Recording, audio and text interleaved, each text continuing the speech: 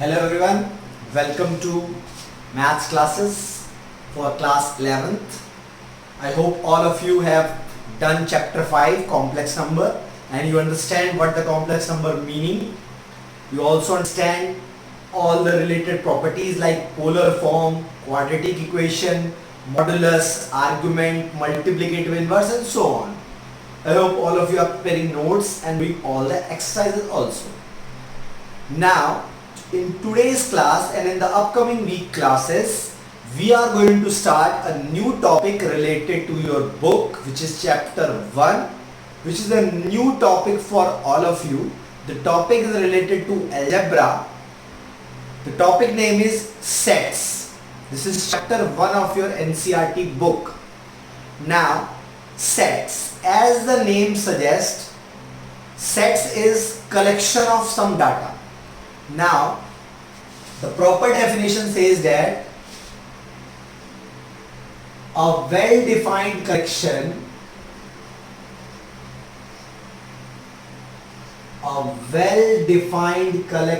of elements is called sets.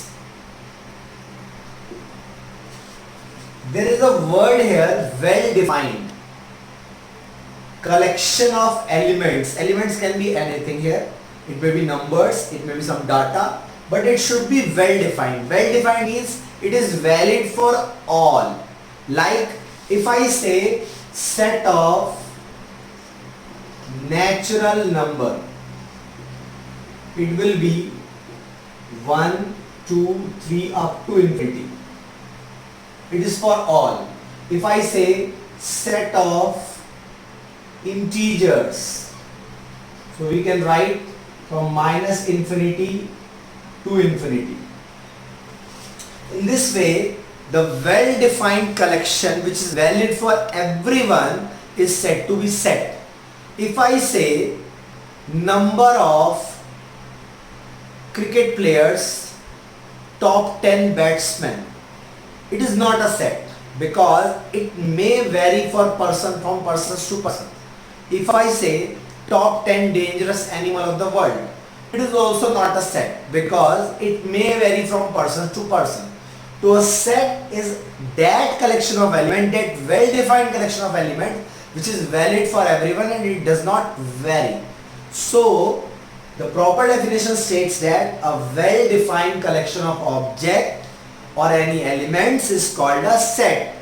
The well-defined meaning is that it must be valid for everyone and it does not vary. The data does not vary. So now to represent this set we have two forms. One is roster form and the other is set builder method. For example, if I write like this, multiple of 2, 2, 4, 6, 8, 10 and so on. If I write like this in numbers, it is called roster method. But if I write like this in language, like x such that x is an even number, this representation is called set builder method. So we need to understand the way to represent the set.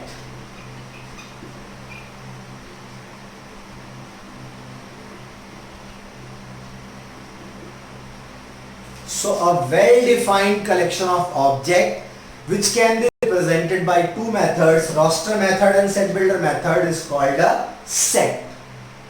Now we have to understand some symbols which we are going to use here. This is such that this symbol is known as belongs to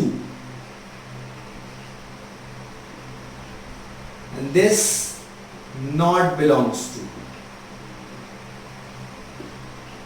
So I hope all of you understand the clear meaning of set. I am again recalling it. Set is that collection of elements which must be same for everyone. For example, the months of the year is 12. It is for all. the days of the week, it is 7, it is for all. But if I say top 10 talented cricketers, top 10 talented writers of India, so it varies from persons to persons. So it is not a set. Set is that collection which is valid for everyone, which is same for everyone. And to represent set, we have two methods. The language method is called set builder method, and the numerical method is called roster method.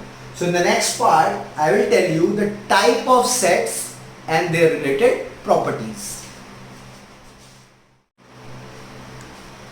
Now we will discuss about type of sets. The first set that comes in our mind is empty set.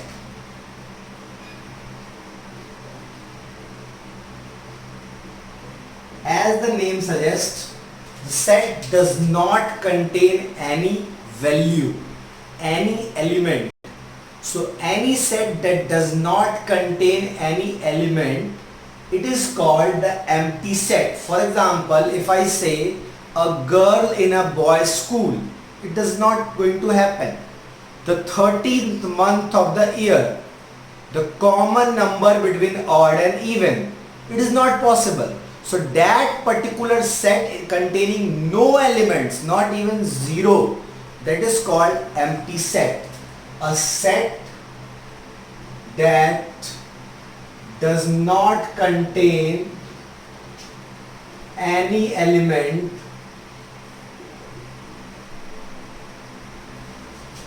for that, it is also called null set or void set. The symbol of this set is phi. This is the symbol. Or empty curly bracket is also a symbol of the empty set. So a set which does not contain any element, just like if I say common between odd and even, there is no element like that. So that is called empty set. So after this, singleton set.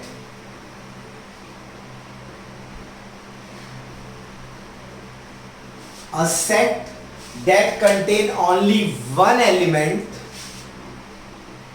a set that contains only one element is called singleton set.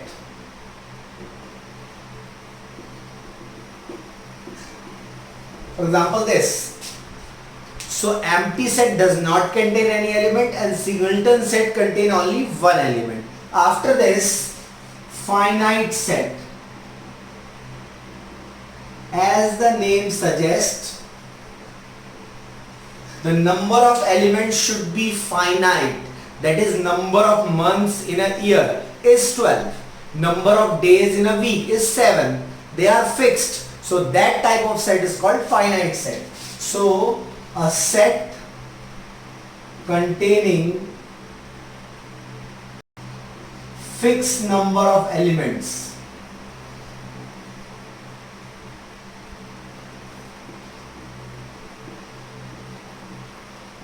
months of the year.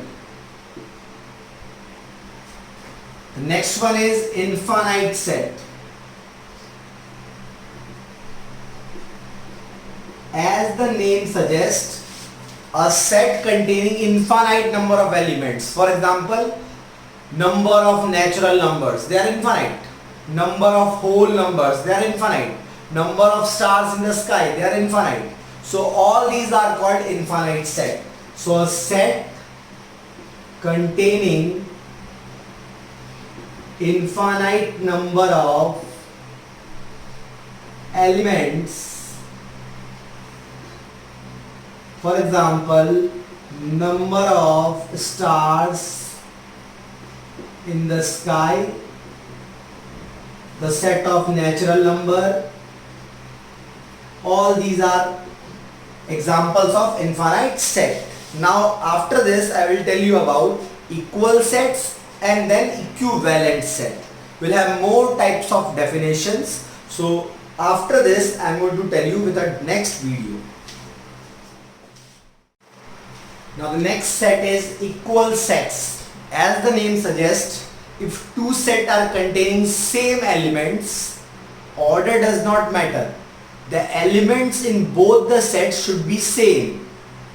Means the element of A is a part of B and the element of B is a part of A. Both containing same element. For example, if A is A, B, C, D and B is D, B, C, A, D. All elements are A, B, C and D only.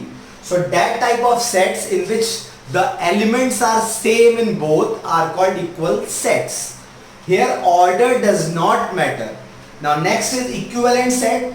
If the number of elements is equal, not the elements, number of elements are equal, then that is called equivalent set. For example, if A is A, B, C, D and B is 1, 2, 3, 4. Here also we have 4 elements, here also we have 4 elements. So the number of elements are equal, so they are called equivalent sets. So by seeing the type of sets, the definition of sets, its representations, we will able to solve the 2 exercises of chapter 1. So try solving it. If you have any doubts, you can message me also. In the next part of the video, I am going to tell you about subset, power set, universal set. And then you will able to solve more problems. Thank you.